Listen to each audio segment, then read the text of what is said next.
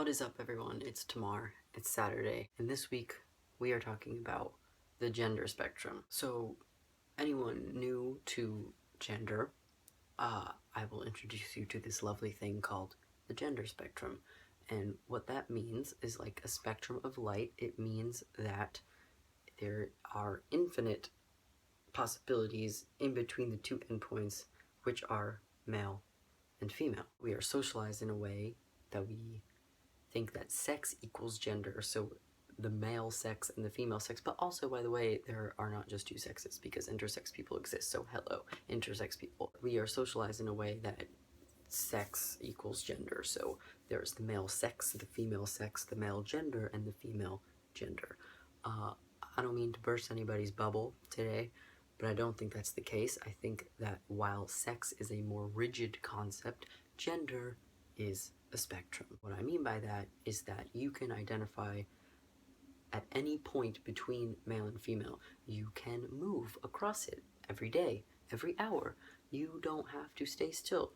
You don't have to be here forever. You could be here, or you could be here, or you could be not even on the spectrum because you could identify as agender. When you break it down as what is gender, it's a socially constructed byproduct of sex. Then really it's made up. It's like a made up thing, and I don't mean to minimize this.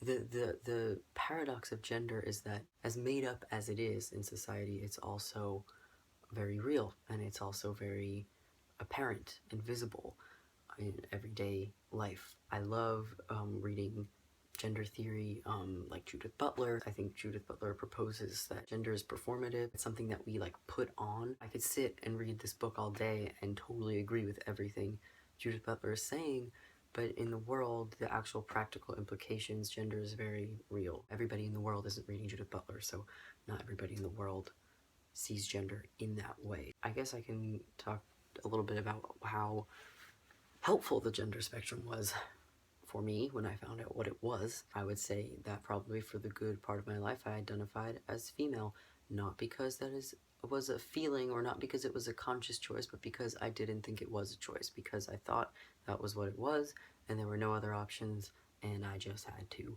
be that because everybody told me that's what I was. So I didn't know any better, so that's what I was for a really long time. And then I remember being like, maybe I'm attracted to women. So I was like, okay, but I'm not attracted to men. So it was very confusing, and it's kind of like I just thought that, maybe I'm gay. I think it's very, very normal, I don't like that word, to question sexuality before gender. Not, of course, that's not the order for everybody, but I think it is more socially acceptable to have a variant sexuality, as it more so than having a variant gender or gender expression. So I think it's normal that you would be like, well, let me see if I can figure this out first, or like maybe it's just this alone, and then that would be like a little less complicated or something. I don't know, maybe that's what I was thinking in my head.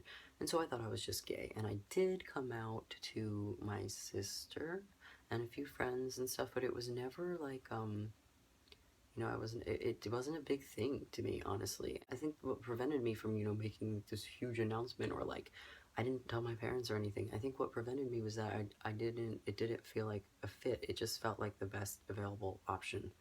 And so I went with it because, again, I thought I didn't have a choice. And then I started discovering YouTube and transgender people, and I saw somebody on YouTube who showed their chest reveal, and I was like, oh my god. It was like everything made sense in that moment. I was like, this is why I've been like subconsciously throughout my whole life trying to make my chest disappear in various ways, whether with articles of clothing or like controlling what I ate or things like that, because I just didn't want a chest. It was very bothersome to me, is an understatement. It makes me sad and upset, and so I would try to get rid of it, but I didn't know why I was trying to do this. And when I saw this person who had top surgery, I was like, wow, that makes sense. But I think it's one of those things where you see it, it makes sense, and then it kind of escapes you because it's scary, and your brain is like, I don't know if I can handle thinking about all this stuff right now, so I'm just going to put it somewhere else and return to it when I am able. And so that's what I did. I think I didn't think about gender for a really long time because it was just a lot. it was overwhelming for me. But then I started volunteering at this bookstore, and there were people of so many genders also volunteering at this bookstore, and it was there that I learned a lot about people, about sexuality, about gender, about fluidity, and all these things. And this person there referred to me as they, with the they pronoun, I think, because we didn't know each other, and um, I think it was out of caution or respect or something to make sure that I was comfortable. And I remember hearing that and then associating it with me, and I was like, whoa, that makes a lot of sense. Okay, okay, I'm like getting closer. I'm getting closer. And so that for a while felt like enough for me, where I was just like, okay, I'm gender neutral, or I'm, gender nonconforming, and I use they, them, and that's all I need to do, and I'm good, I'm cool. But in the back of my mind, always there was this thing that was like, no, you're not cool. You're not cool at all. You are a hot mess. So, which was true, because I was a mess for a really long time, and I like how I'm speaking in past tense, implying that I'm not a mess right now. I still am somewhat of a mess, but like a mess in different ways. I started doing more and more research about trans things and deciding if hormone replacement therapy was the right step for me, and kind of figuring out in my head what were the right steps for me, because as you know, being transgender does not subject you to a list of things you have to cross off. It means nothing except what you want it to mean. Maybe that was a little too vague. I mean, it does mean something. It means that you don't identify with the gender you were assigned at birth. So that bare minimum, that's what it means. But you don't have to do any of the things that somebody else on YouTube is doing to be trans.